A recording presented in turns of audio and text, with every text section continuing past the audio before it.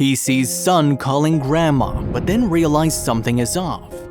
When a grandmother in Massachusetts picked up the phone, the voice of her teenage grandson came down the line. He spoke as though he was scared of something, and when he told her where he'd slept the night before, she went cold with fear. She had to do something.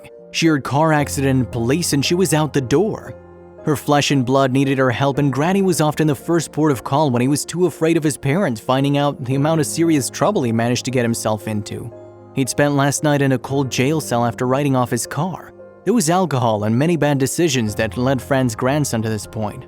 He had begged her not to tell a soul. Besides the humiliation he felt about the situation, his parents would ground him for life. He clearly hadn't even begun to figure out what story he'd make up about a smashed-up car. Fran knew she needed to get him out of jail immediately and of course wouldn't tell a soul. Mark passed the phone to his public defender, who began to walk Fran through the steps she'd need to take Mark out of jail. The 83-year-old Lexington woman carefully wrote down the instructions she received from the lawman. The first one was to get a cab, so she dialed the number, her hands shaking. Also, if you have not done so already, please subscribe to our channel and click that notification bell to get inspired by these real-life stories every day. Now, back to the story. The cab pulled up to her home and she stepped in. In a rush to complete all the things she needed to do, she found herself spilling her heart out to the taxi driver. She just couldn't bear to contain all the emotions anymore. She said, well, I got to get some gift cards. I got a call from my grandson and from the police that he had a car accident. He rear-ended somebody, and that if I didn't come up with $4,000, he was going to jail. It's a lucky thing she did too, because the story raised more questions than answers. The cabbie asked her exactly what her grandson had asked for, and she read from the list she'd written down earlier. Fran had thought she was done. She'd already completed the set of requirements earlier that very day. This was the second time out. The grandson had asked her to go to a Home Depot store to buy $4,000 worth of gift cards. The caller told the woman how to call a cab, go to the store, purchase gift cards, and call back with the gift card PIN numbers. It was very convincing, Shay recalled. All I want to do is get him out of jail. If they found out at school he'd be off the hockey team, everything would be ruined.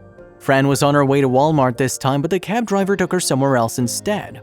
Spencer, the man driving the cab at that time, had heard about this lady before. This morning, in fact. Her story matched up to the story he'd heard from his friend, and strangely that friend had been the driver who took her to the first trip to get gift cards. She'd already spent a fortune on Home Depot gift cards, and now she was going to do the same at Walmart. Spencer knew what he had to do. I said, excuse me, remember, that is not your grandson, okay? It's, someone posing. I said, I don't think so, lady. I think you're getting scammed, I said, I've heard this before, He took it upon himself to go get her to the only place she needed to go, the Quincy police station. Oh, no, we're not going to Walmart.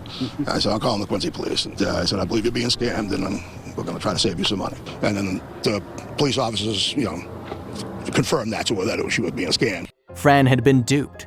At the police station, the officers confirmed that it wasn't her grandson that had called her at all, but instead a fraudster had claimed to be Mark.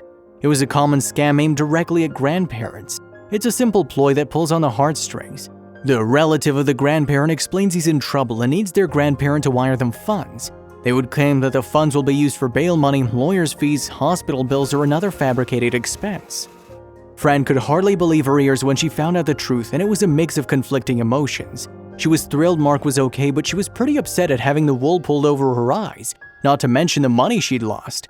She wanted to make other seniors aware of the dangers directed right at them, and in doing so, Spencer became a hero.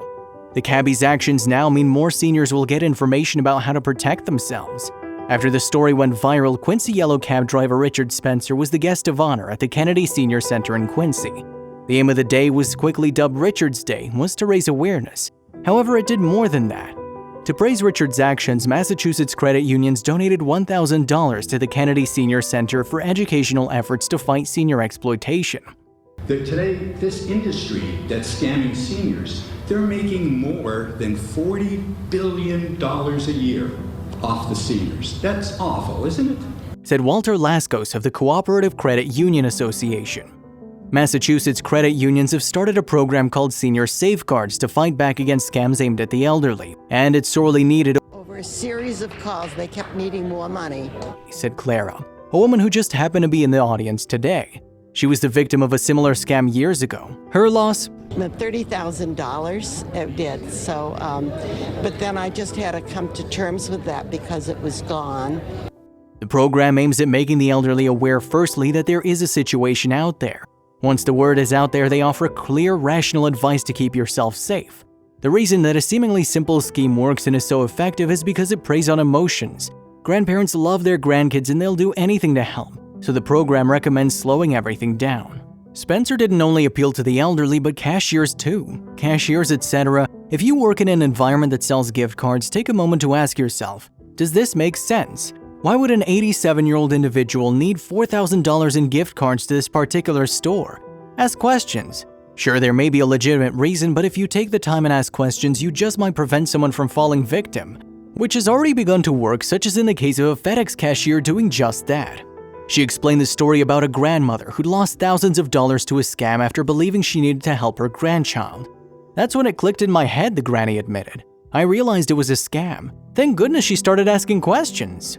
The word is slowly getting out there thanks to people who are taking a stand. FedEx was quite pleased with the ethics of their staff. We're thankful our team member was able to help our customer avoid this situation, the company said in a statement. The grandparent scam has been around for a number of years, but it has grown more refined in recent years. This is mostly because so many personal details can be discovered for all to see on social media. There's usually some nugget of truth to what people are saying to you, said Middlesex District Attorney Marion Ryan. We're seeing a lot of these cases with some substantial sums of money. I think it's one of the scummiest crimes you can do. It just goes to show you what scumbags they are. They're too lazy to get out and go steal like a real criminal. They're going to scam people on the phone. According to the Federal Trade Commission, victim losses from the family imposter scams have resulted in more than $41 million this year. That's a large increase from $26 million the previous one. If you liked the video, please give it a thumbs up and consider sharing it with someone who may find it interesting. Thanks for watching, and I'll see you in the next video.